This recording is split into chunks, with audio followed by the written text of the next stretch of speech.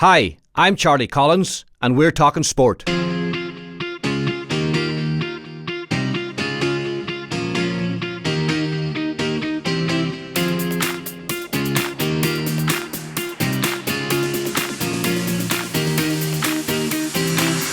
Yeah, welcome, and we're talking sport this week to Donegal Senior Team Manager Jim McGuinness, who joins me in studio. Jim, thanks for coming in again. No problem, Charlie. I hate to remind you of this, the last time you were in was before the Ulster final. We were due to play Monaghan in the Ulster final, and of course we're due to play Monaghan on Sunday week again. I hope that's not a bad omen, is it? No, hopefully not, Charlie. I think our squad's in a wee bit better shape than it was the last time, but I know it's going to be a big game, 2 weeks' time. One we're looking forward to, but these old superstitions would have to do away with them. Absolutely. Just in context, Jim, for 2014, we're going to leave 2013 behind us. We all know what happened. It was a big disappointment. There was huge expectations after what had happened in 2012, and it didn't happen for one reason or another. So we'll park that. Seems to be a different approach from you and from the management team and from the players in terms of 2014. More of an emphasis on the McKenna Cup and a good start to the league with away ones in Laois and Galway. All according to plan so far, would you say? Yeah, we're happy. We're happy with where we're at, Charlie. I think really since we've taken over, it has been different year on year, depending on the circumstances more than anything. In 2011 when we took over, it was a moment in our history probably where we needed to do something and we needed to really, really lay down a marker.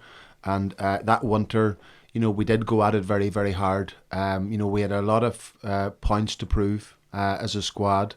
We hadn't been successful in 19 years, and we had to really address that and sort of man up to that and be honest in our appraisal, and that had to be reflected in what we'd done on the training pitch. Yeah. And then on the back of that, we had a very successful year. We won the Ulster and we went to the All-Ireland semi-final.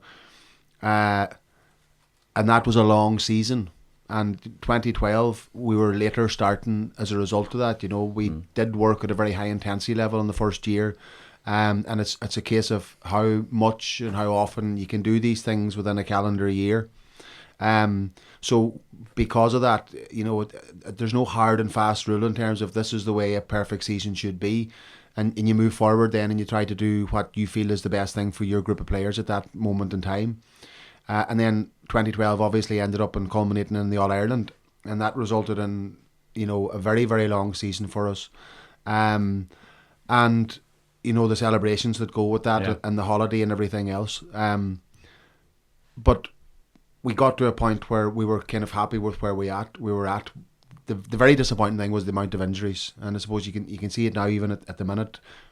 Mayo, who have been in the final for the last 2 years, and Dublin that were in the final last year, they've got a lot of injuries. Like I think Dublin had 5 people that went for surgery in the off season there. Mayo have had a lot of injuries recently as well. So it is the demands of the game in many respects. Whereas last year, because we hemorrhaged so many injuries and we had fellas that had got operations in the middle of the season, at the end of our season, them guys were starting to come back. And because of that, we're trying to get them into football and the McKenna Cup earlier in the year so they can build their fitness, build their game time, build their touch and get reintegrated. And they'll probably need that period then between Christmas and the 6th of April, the end of the league, to try and get up to speed to be able to put themselves forward for championship football. Yeah. So the circumstances dictate in many respects, I suppose, your approach from one year to the other. So given the fact that a lot of the guys who we don't need to name names who had those injuries last year and who missed so much football and who were so badly missed by the team, they're back now and you're giving them game time earlier in the year. And it's noticeable. I was just saying to you, a few names spring into mind like Eamon McGee and Paddy McGrath and Neil Gallagher and David Walsh haven't got much football for one reason or another so far this year. And you have other guys. You're telling me Conor Classen's still injured and you hope to get him back into the squad, and there's a lot of young fellas. Does the fact that you had those absentees early in the season, has that worked out well? Because the impression that I get is a few of the young lads who've come in have certainly stamped their authority and stamped a mark on the squad as well. Yeah, well, I mean, I suppose, being honest, Charlie, I've never sort of made a distinction between old and young. You know, I think if you're in a Donegal squad, you're in a Donegal squad, and you should be putting yourself forward. Yeah. And we, you know, in everything we do as a group, you know, like for example, you would never have a situation where the likes of Rory Kavanagh, 30 years of age, would be coaching and telling the younger lads on the training field what to do. You know, I think that's the job of the management or the coach, the coach to do that. But at the same time, if they've got sort of wee tiny intricate details in terms of playing midfield or Michael Murphy full forward that they can pass on, I think that's a good thing. Yeah.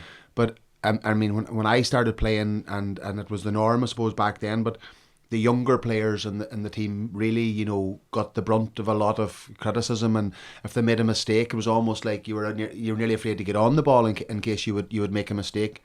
And a lot of that would come from the senior players, and it was almost like you had to kind of earn your stripes. So as a young fella, you're knocking around the edges. You know, you come into your early 20s, and you're trying to put your best foot forward. You had a stage then in your mid-20s, late 20s, where you're the man, in inverted commas. Yeah. And then all of a sudden, then people are trying to get rid of you. Push you out. Yeah. I mean, I'm just thinking in terms of the young lads, and just as a comparison with yourself, I mean, when you came into the squad, we had probably Donegal legends, because that squad went on to win in All Ireland, and they'd been around for a long, long time. And it is difficult, as you say, for a young fella coming in to stamp his authority on it, you know. Yeah. Does that mean that you're looking at the young fellas and you're saying, right, I have to take special care of them up to a point, because I know they have the talent, but I want them to come through? No, I think what I try to do is I try to create an environment, a training environment, where they never feel under pressure or threatened by a senior player or anybody else, or by a coach or anybody else, that they're there to try and grow. We know that they don't have all the dots joined yet, that they're learning and they're developing and they're moving forward, but there's never a situation where there's any conflict or there's any animosity between players, because players don't go down that road. Yeah. It's just, you know, that's up to the coach to say, you know, why are you not doing that, or continue to do that. So there's a kind of there's a divide there.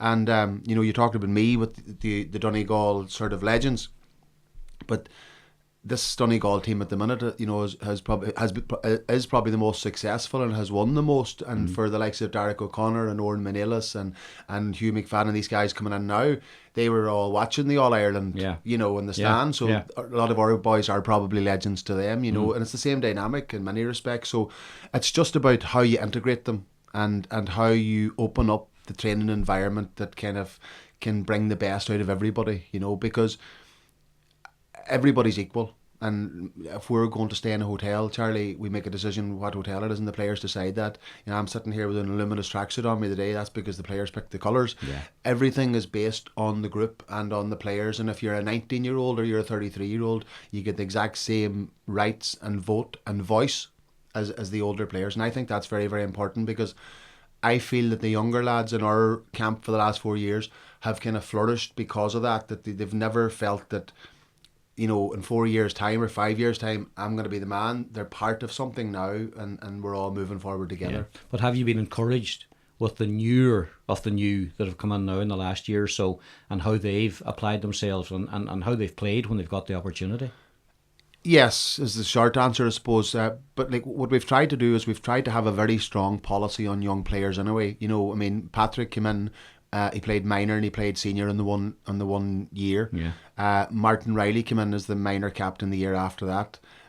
You know, Ryan McHugh came in the year after that. Oran has come in, and then that was on top of 2011. We brought in 7 of the under 21s, if it me remember, 6 or 7. 6 or 7, yeah. So we've tried to have a very strong policy, and I think if you're the best minor in the county, then you shouldn't be far away from a senior setup. And I've kind of always tried to look to the best minor, because I think it's a very psychologically, it's a very important thing for all them other minors to see one of their peers moving up through the ranks, and it gives them, you know, because it's a very important age in their development, and it might give them, you know, the sense of, you know, well, you know, if Ryan McHugh can do it, or Patrick can do it, or Martin Riley can do it, why can't I do it?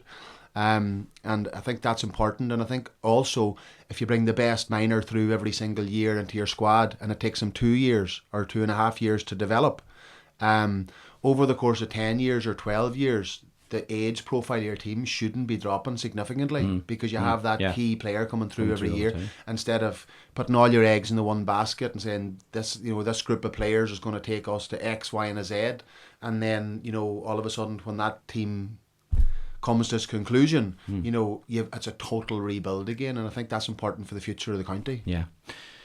The most immediate thing now is the league, Jim, and would it be fair to say you're coming into a key period now with March, and you mentioned the last league games on the 6th of April, and the first game's on Sunday week now, the 2nd of March, so that means there's 5 games in a 6-week period, which is very, very demanding.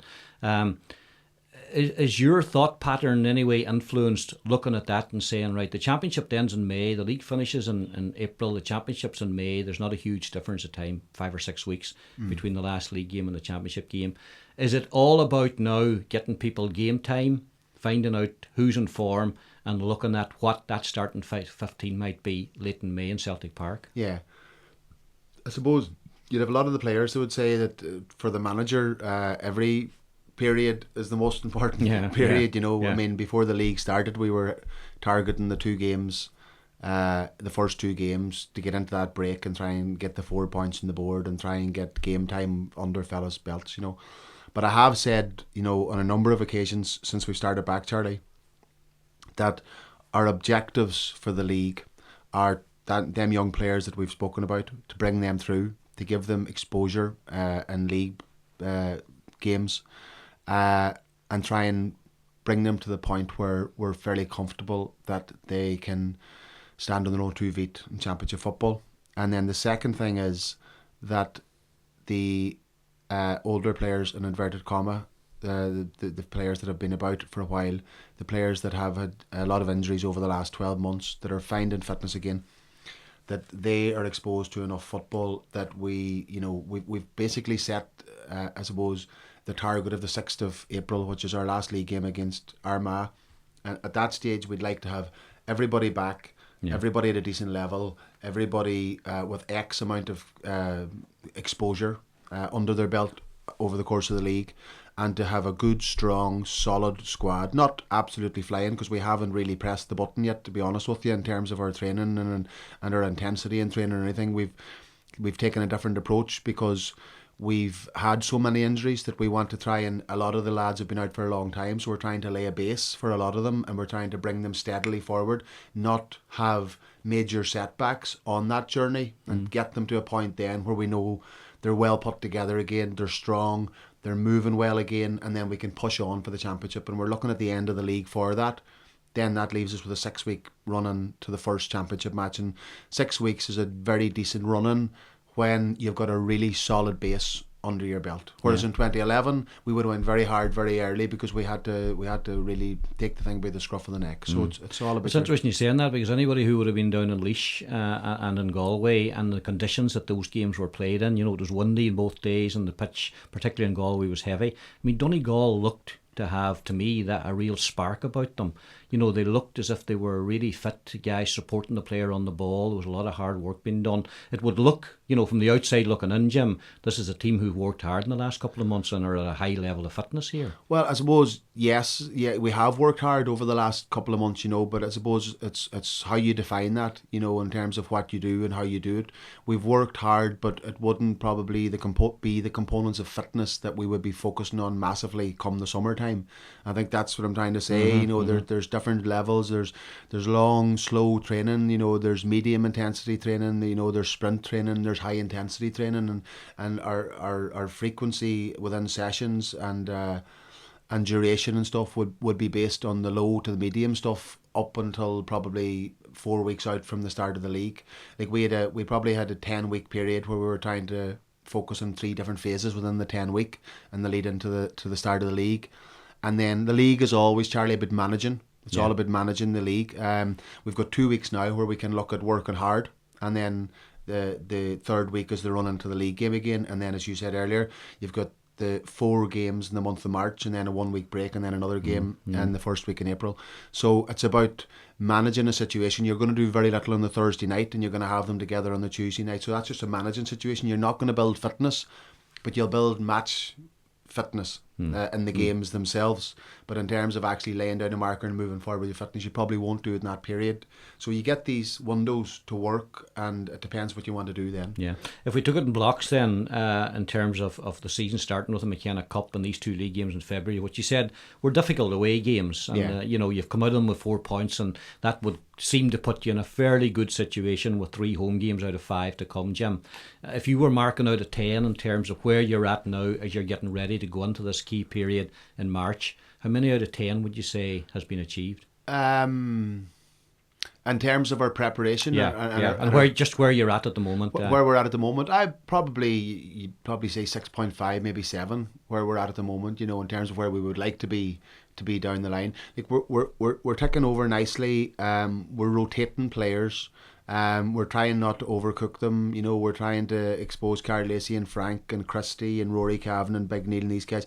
Trying to rotate them and create a situation where we're not overstretching them, but we're giving them enough to move. You're trying to rotate the older guys there.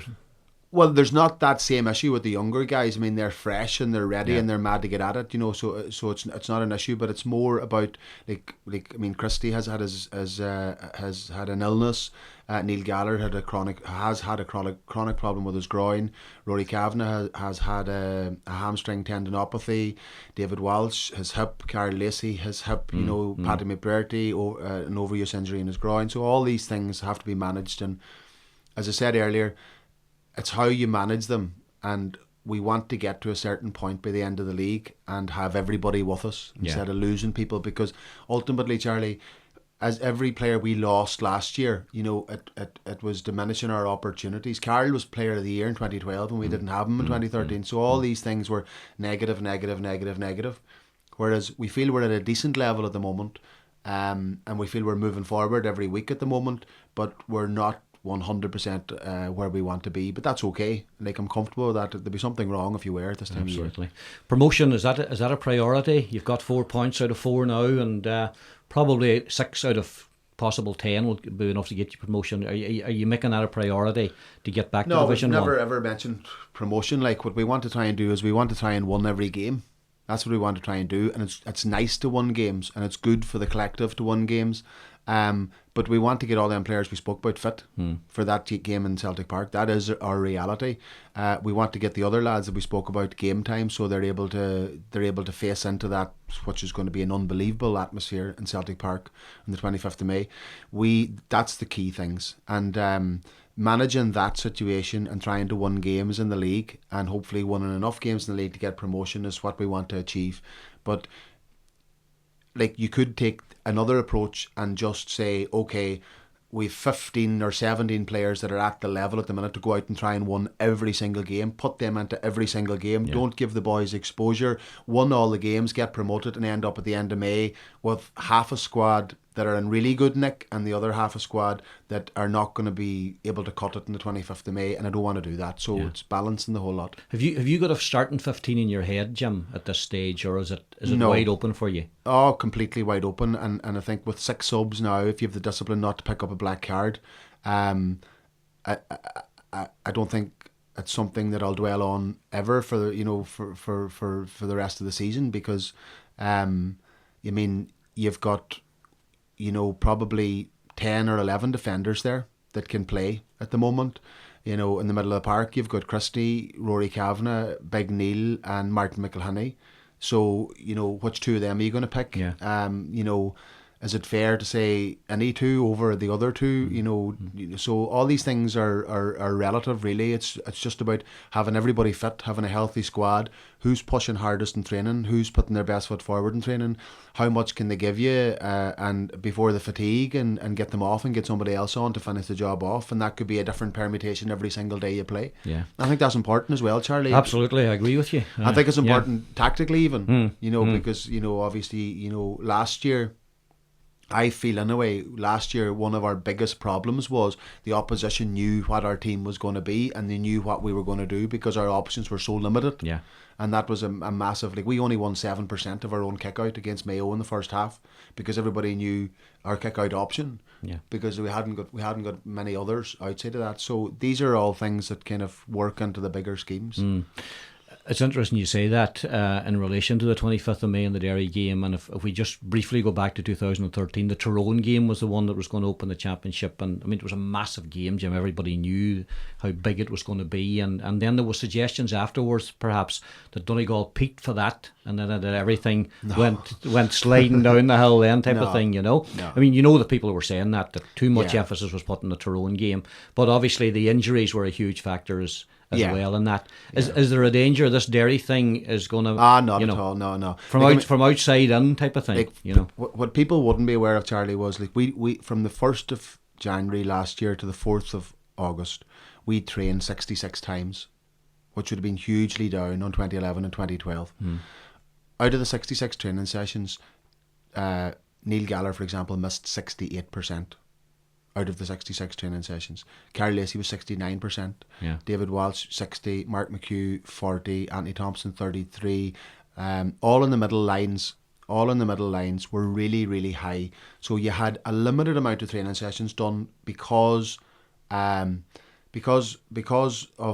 coming back late from the holiday, number one, and because the club championship went ahead in the middle of the Ulster Championship. That was 4 weeks we didn't have the players. So we would be going Tuesday, Thursday, Saturday, Sunday. So that was 16 sessions that we had lost when the ground's hard and everybody's working hard in the middle of the summer. And then on top of that, we were hemorrhaging injuries. So we hadn't got the same amount of sessions done at all in comparison to the other years. And then on top of that, you had your middle three lines. It was unbelievable the amount of stuff that they missed. So people say we peaked for Tyrone. We were only starting to come in Tyrone, and we were trying to manage injuries in that situation. We never really got off the ground last year because we'd picked up so many injuries, and then you had 4 weeks out of an 8-week calendar in the middle of the championship where the boys weren't available to us. And we got to a decent level against Tyrone. We delivered a good performance. The week after that, we didn't have them, and the week after that, we didn't have them. So you had 2 weeks where they're back with their clubs. The clubs are not working hard because they're tapering down for the big game on the Sunday and the big game on the following Sunday. And that was massive for us in terms of losing momentum, losing traction, and then adding in all the injuries we picked up in the club championship. Like we had 12 injuries last year in the club scene, but 9 of them came in the club championship between the start of the Ulster Championship and the end of it. And then you had the Ulster Championship itself. Frank went off with a hamstring, somebody else went off with a hamstring, Anthony Thompson, Ryan Bradley with concussion, and Frank McGlynn with concussion in the down match. So we were picking up injuries in the Ulster Championship as well as the club championship, and we didn't have the players. And that for me is where the season was lost, and we never got the traction, we never got the collective together. And on top of that, you had a situation where St Michael's and Glenswally were going hammer and tongs at each other 9 days out from an Ulster final. And I remember meeting down in the Ora on the Sunday before the Ulster final, and half of the people in the room had been knocked out of the championship, and it was just dead, flat, absolutely flat. And some of them had gone literally to the wire against each other the night before, some of the players. So that was a very difficult dynamic for our lads to deal with in the middle of the Ulster Championship. And then you had to try and park it and say, that's my club season over, and put your energy into the thing. And Michael had rolled his ankle and Colin had rolled his ankle, so all these negatives coming into the meeting didn't help. No. So we've had a good pre-season this year, we've had a good McKenna Cup, and we've had a good start, and we're not losing the same amount of injuries, and we've got a pathway to move through the summer, hopefully, that will give us an opportunity to prepare properly, and hopefully that will give us traction. The clubs have been good about that, and I know some people have raised the whole issue, and it's been raised nationally as well, and Donegal appear to have been picked on because it's not uncommon for counties to hold off their championship until after the All-Ireland series or whatever, but it seems to be a big deal in the county. So you have a sort of a clear path, Jim, now, and well done to the clubs for giving you that. So obviously your approach can be different now because right, I'm going to have them. I'm going to have them for that vital period. I'm going to have them for the 25th of May. And if we beat Derry, I'm going to have them for the semi-final a month later or whatever. You can plan, And we actually went in and said to the clubs, I went in and said to the clubs, that we were offering rounds of the championship early to get them out of the way so we could get that run. And it was the clubs that decided, no, the best thing to do is this other approach. And that hasn't really come out in the washing, But, from a management point of view, we're so thankful to the clubs for that, because it gives us an opportunity to prepare. And like, there's no point, Charlie, working your socks off in January and February and March and April, and when the most important period of the season comes along, that everybody's shooting left and right, and you don't have them, and you haven't got them to work on tactics or fitness or get that traction. And it's, if you've got a championship game, you need that 3 or 4 weeks of concentration and sole focus on the opposition, every single detail and every single thing that they're doing, every single thing you want to do to try and get over the line in that game. And we've got that opportunity this year. And Derry have started the league well, and they look as if they're starting to take shape. You know, they ran Tyrone very close in Celtic Park and came back from the dead almost that night. And to one down in Kerry, as we know, is not easy sort of thing. So they're I suppose Brian McGuinness looking at this whole situation and saying, well, Donegal, Celtic Park, 25th of May, it's perfect for us, because I don't have to say too much to the players. We all know that Donegal are coming, and who wouldn't want to be involved in that game if you're a Derry player? Oh, absolutely. Or a Donegal player. Yeah, for sure. You know, because really, you know, it's as close to a home game as we're going to get in Ulster. You know, it's 20 minutes from Letterkenny. It's in the road. It's a lovely stadium, and there's always a great atmosphere. I was at the Down match last year, and there was great atmosphere, and there'll be great excitement, and you know, the Donegal players would have a lot of respect for Brian McIver, and they would have a lot of respect for the Derry players, and I think vice versa. And you know, they're always very, very competitive games.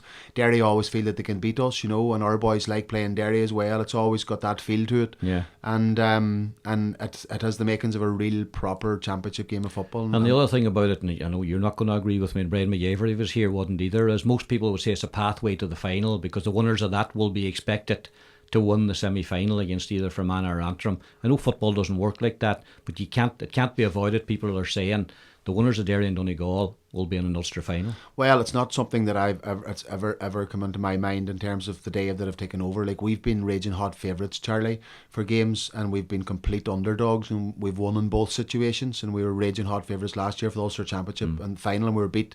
So it's totally irrelevant what, you know.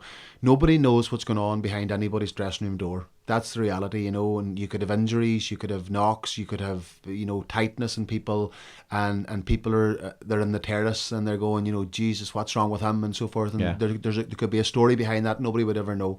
And it's just up to us to try and get ourselves to a very high level. Brian McIver, no doubt, will be doing the exact same, and he's done that everywhere where he's gone. He's done a really good job. He's always got his teams very fit, very well prepared for championship football. So there's a consistency there with Brian, and I know that, and that leaves you in a situation where you know you have to be ready as well, which is a good thing. And our players know that as well. So it's one of them games where it starts the championship off with a bang, and whatever team comes out of Celtic Park will be looking to try and have a big summer on the back of it, and whatever team loses has a 6 or 7 week break before they play a first round qualifier. So there's a lot riding on it, and both sets of players will be trying to make sure that they're not the team in the qualifiers. Not. And from your own personal point of view, Jim, I mean, last year after the Mayo game, I mean, all sorts of speculation, and people were worried that you might decide, I've done as much as I can here, and a lot of people were glad that you decided no, you hadn't, you wanted to come back. Was the coming back as much to do with, I'm not going to leave it there, I'm not going to leave it like that behind me in Croke Park, you know, we're better than that, and teams that I prepare are better than that? Was that in it, or was it just a case, well, listen, you know, I've got 4 years to do here, so I'm going to go on and do the last year? And it seems to me, talking to you now, that you have that enthusiasm about you. You're quoting off the top of your head stuff that's going on. So does it mean as much now, having achieved as much as you have, as we sit here today, as it did maybe back in 2011 when you got the job? It means the same for every single game you play in, Charlie. You know, to be honest with you, last year was a culmination of not being able to prepare properly, hemorrhaging injuries, and managing a situation instead of managing a team. And that culminated then in a disaster for us. That's the bottom line. So coming back would have been very difficult if the circumstances would have been the same, you know, because you'd nearly be doomed to fail again anyway, regardless. So you know, the players last year were every bit as focused as they were in 2012 or 2011. You know, the circumstances were different, and that's the key thing. And if we can get everybody back in the frame, not have the same level of injuries that we had last year, and we get these opportunities to prepare for 6 weeks for a Derry match, and if you can win that a month for a semi-final, and if you can win that a month to a final, that's the type of preparation we had when we won the All-Ireland. And that's giving yourself the best opportunity. There's no guarantee you're going to win them games, but you're giving yourself the best chance, and that's the key thing. Do you still see Donegal as contenders, Jim, for the All-Ireland title? Again, something I never ever talk about, or never even enters. Well, you can now if you want to. No, because it's not relevant if we don't beat Derry on the 26th of May. You know, if you move that far down the track, you know, how can you be 100% focused on that? You can't, you know, and it's human nature, and I understand it's human nature, and I understand when a bookmaker puts in prices on a piece of paper that people will all go, you know, and I understand all that. But in terms of managing a team and preparing a team, we have X, Y, and Z that we're working on at the moment.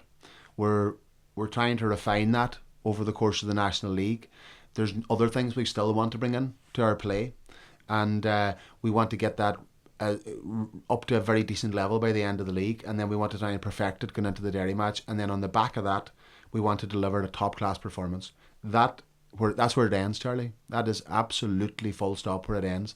And once that process is over, you take a deep breath and you go, okay, a month, you know, and then it's and that's where it becomes a wee bit more intensive, because we live Derry in our sights now, and they'll be watching us in the league, and we'll be watching them in the league, and we'll be looking for results and you know, who's doing well, and for them and vice versa, and then when the championship starts, that's over a period of months, whereas when the championship starts, it's like, okay, so it's for man our anthem now if we get through, and it's 4 weeks to try and gather all the information, get your philosophy clear in your head, what's required to win this game, coach that to a level where you feel the boys have it in their head, and then hopefully they can go out and deliver a performance in the back of that. So with that in mind, we try to get things to a point where it becomes about 80 to 90% about us and 10 to 20% about the opposition, always. And then, you know, the key things then are very important to us moving forward are constants, and then the 20% changes, you know, depending on who the opposition is. So in summary, we could say so far it's gone very well. You're happy, the squad are happy with where they're at. There's a lot of work to be done between now and that date against Derry. There's 5 important league games to be played. I'm not sure if there's going to be league finals or whatever this year. If you happen to be in the top 2, there probably is. So that'll probably be an extra game. But as we sit here now in the middle of February with this little break happening, you're fine with what's gone so far, but there's a lot more to go. Well, there's maybe 10 or 15% of the squad that I haven't seen out on the pitch yet, and we've got to get them out on the pitch, and we've got to look at them, and we've got to see where they're at and how much time do they need to try and find their feet and stuff. So, you know, all that has to happen. I think it's 8 weeks to the end of the league from now. And 14 weeks to the Derry match. So 14 weeks is not an awful long time when you're trying to put all them pieces of the jigsaw together, get them all working nicely and up to a very good level, and then really focusing on them for the last 6 weeks. So there's a lot to do, and there's a lot of investigative stuff that is to be done within the squad, because if we can get everybody fit, and the young lads keep showing the promise that they have shown, then we'll have a stronger squad than we've had up to this point. And that's where I would really like to take it now that there is 6 subs and stuff. That's where I'd really like to take it. I'd really like to have 26, 27, 28 players that you know that are at championship football level, and that would give you a lot of different permutations then in terms of how you would go about winning a match. And make you hard to beat. Just before we finish, the Celtic situation, the last time you were in, you know, we talked about it in detail. It's going well. You're enjoying it, Jim. I mean, it was a big challenge when you took it on, and you've married the two very well, as you hoped that you would. But that experience is still a good one over there. Fantastic. And I suppose a different experience all the time as well, Charlie. You know, I'm working with some of the younger lads in the academy. I'm starting to do a bit of work now with the goalkeepers on a kind of a program for them, an individual program for them. Some of the players that have injuries, we're looking at that and trying to build up a dynamic where if they do pick up an injury, there's kind of a process that they run through. You're working with the development squad players on the one-to-ones on an ongoing basis, and then there's an awful lot of sort of development work that's going on behind the scenes that systems we're trying to put in place that make, I suppose, what we try to do with the analysis and the meetings and everything, that make it as objective as possible. That's kind of where my remit is more than anything, that you're trying to close off as many loopholes as possible in their development, so that if it's a thing the club's going to sign one of our own players on a professional contract, that we're very comfortable with that decision, or if we decide that we want to let somebody go. So there's a lot of different things in the mix that keep you very busy in the day to day, and a lot of other things going on as well that I haven't mentioned there. You know, there's so many things going on with it, but all different, very exciting and interesting things to be a part of and to be working with. And the players are fantastic to work with, and they've got a real good mindset in terms of their own development, and so it's been very, very enjoyable work. And there is certain things that philosophically and stuff that I would be bringing back into my own and developing my own way that I perceive our own sport, and bringing bits and pieces in, and that's been really, really good as well, you know. Yeah. I'm not sure if you heard Neil McCann after the match at the weekend there, where he said Celtic got the League One and he'd like to see them bringing through younger players between now and the end of the season. He said that, you know, they don't have anything to prove. The league's won now anyway, and there's a lot of good young players at Celtic, and he thinks they should be brought into the first team. Yeah, and I suppose you could make the case for that, but then Charlie, you've got, I don't know how many is on the roster at the moment, you know, but you've got maybe there's well over 20 international players there, you know, and they're signing for a big club and they need game time as well in their head, you know, and so I can understand from Neil's point of view, it's a lot of players to be keeping happy and to be keeping motivated and to be giving them, like we're talking now about Christy Toy and Rory Cavan, these boys, that they need to get exposure for game time to bring them up to a certain level. So it's managing all that with the first team squad, which is a very, very strong squad, and then managing the dynamic of, you know, the homegrown players and giving them exposure and opportunity and game time, you know. So it's not easy. It's not easy trying to juggle all them balls, you know, from a management point of view. But I know Neil works very, very hard with that and very closely with the development squad, coaches and staff to try and make that happen. But you know, there's a lot of different dynamics that go on behind the scenes. And sometimes people can fire out these comments, you know, and they do make sense. But then there's a lot of other things that have to happen before that happens. A lot of dynamics, whether it's soccer or GAA, Jim, would that be a fair summary? Absolutely, but at the same time, a lot of similarities, you know. Really, the bottom line is the people out on the pitch are the most important.